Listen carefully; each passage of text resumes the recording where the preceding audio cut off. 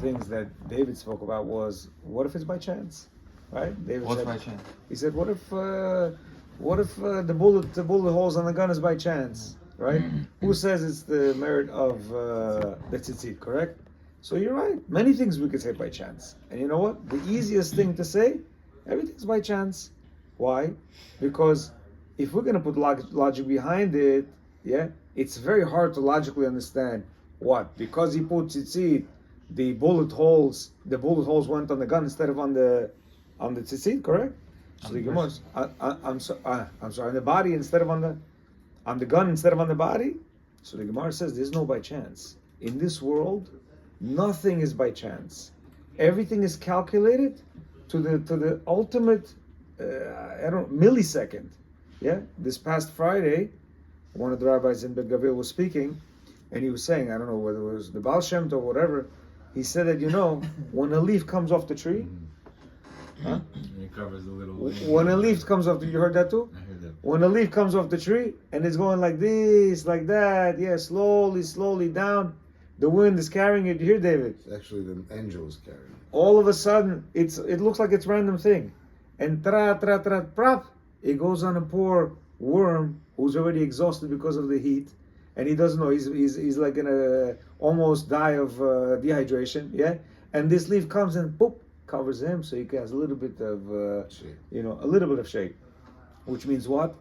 It got its sustenance. It got its protection from who? Hashem, who cares about the littlest of an ant. I don't know. Most of you didn't see the YouTubes, no? That we did recently. Yeah, you didn't see. Okay, so we'll talk about one concept which Rav Dessler talks about, and he says it's the concept of infinity. You didn't hear, no? Okay. You know what he says? You also didn't hear. He says, what's infinity?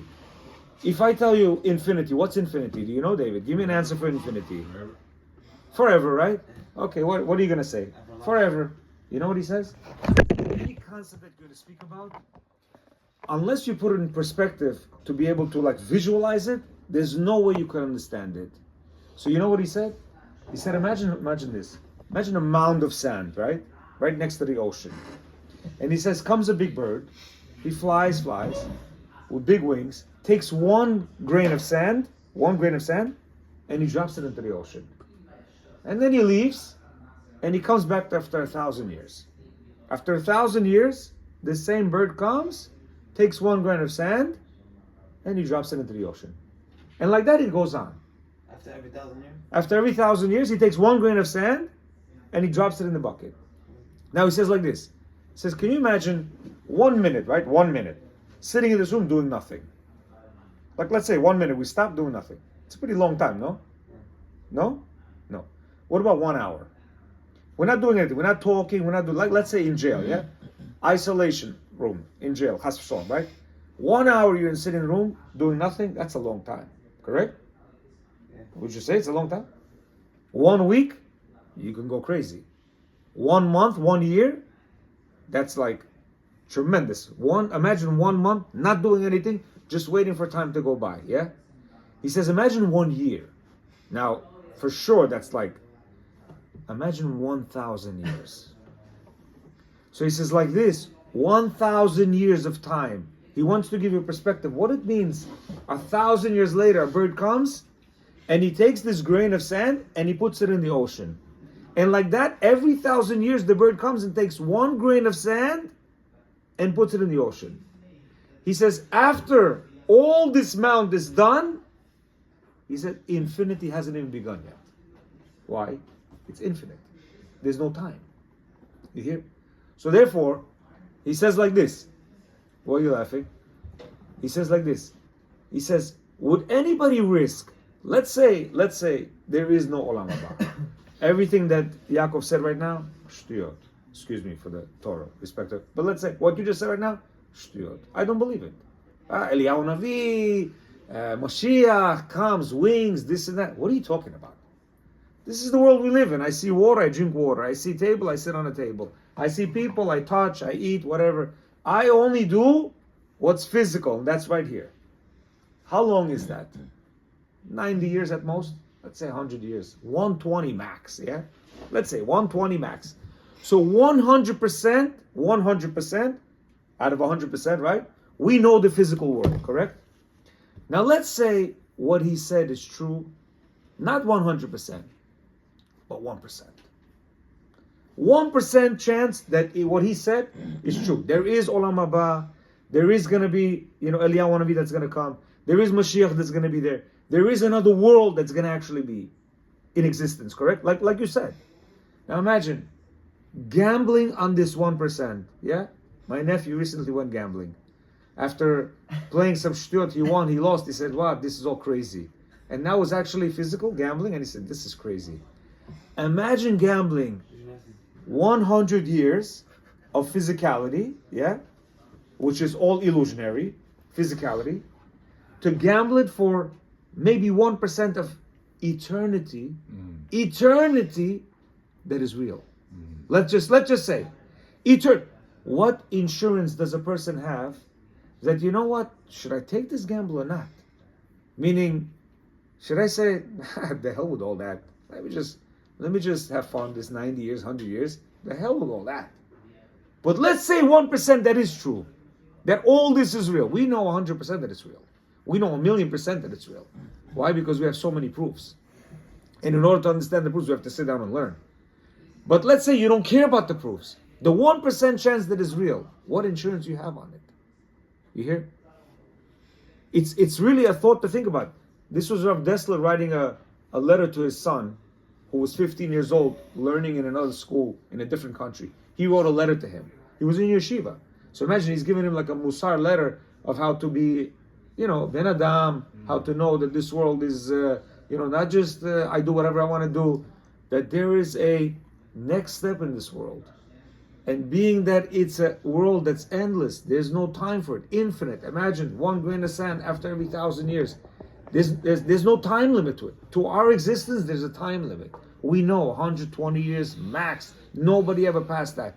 But infinity, to be able to roll the dice and say, I don't want it. I don't care. I don't care. We all have insurance for car, life, health, insurance for everything. The 1% chance that really there is such a thing as Olam Haba, we're not going to have insurance for that. You hear what I'm saying? And what's the insurance? The insurance is to do what Hashem said to do. Why? Because maybe He's right 1%. Yeah? We had just now had 5 glasses of water, yeah? Let's say we had 100 glasses of water. One of them was for 100% poison. Would you drink it? One of them 100% poison. A little sip, you're dead. Would you drink it? You would drink it? Oh, wow. 1 cup from the 100 cups is poison 100%. You drink it, you die. You would drink it? Oh, wow. I wouldn't drink it. I don't care what. I don't care how much money you give me. I wouldn't drink it. Why? Why should I risk? A person would die. There's no person that's gonna come give you, this. You drink it, you're dead. You gonna take that chance, Pops? You gonna take that chance? You would take that chance? He's a risk taker. Yes, for what? You What's would on the other side? No. It's 99 glasses of water. What is this? No. Why would you drink it? You're seeing everybody. Somebody's saying, yeah, $1 million. Somebody saying, $1 million. There'd be a lot of people that would drink it. You would also. Wow. I wouldn't drink it. I would drink. Wow. It. Okay, so I don't know. Because I'd be like, I guess I'm sitting with a lot of gamblers in this table, but I wouldn't drink. Maybe if it was 50 to If I wouldn't do it. I'm 50. Exactly, exactly, right? You know what I mean? With juice. Imagine playing with life. Hashem brought us here, and He says, you know what? I'm going to stay behind the curtain. Because if I reveal myself to them, what's the point? They're all going to be tzaddikim. Tzaddik, he's going to be the first one in shul before nets, yeah? So he's behind the corner, he's watching. Yeah, just like a father watches a son taking the first steps. He's thinking, okay, he's gonna do it. And we what? Because of this fact that everything is illusionary and looks so good, so tempting. How many things are tempting to us? We still try not to do it. Yeah, there's many things that are tempting. We try to curb ourselves. You hear? But to play with infinity, something that is never ending. And guess what? If you're not on that train of the people who are going to get to be in the world to come, I wouldn't want to be on that train because it's not a happy train. So, Bezat Hashem, we should all, at least for that 1% chance that maybe everything that the Chachamim are saying, maybe that the Torah, that all the religions are based on, all the religions are based on our true, the only Emet Torah, our Torah, maybe all the proofs that the rabbis are giving us, that if somebody sits down and reads them and says, wow, I can't disprove it. If I can't disprove it, it means that there's some factual matter to it, So maybe internalizing all this, we can, Be'ezat Hashem, change our lifestyles and come closer to Hashem and get to reach this olam of eternity, Be'ezat Hashem.